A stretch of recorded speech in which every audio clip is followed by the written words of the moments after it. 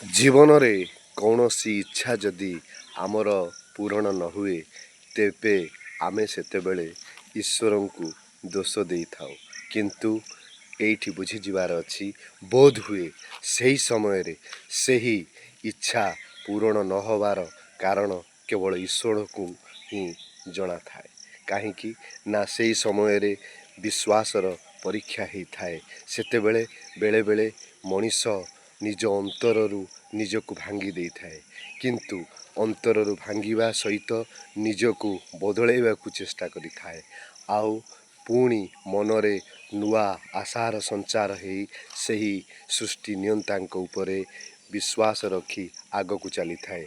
हाँ, ईश्वर सेतिक बेले सही इच्छार पूरण करिथांती जेतेबेले बोध हुए सेथिपाई आमे योग्य हो जाइथाउ। तेणु सबुबेले सृष्टि नियंतांक उपरे विश्वास रखी निजर जीवन रे सबुबेले आगकू बढ़िबा उचित। जय जगन्नाथ।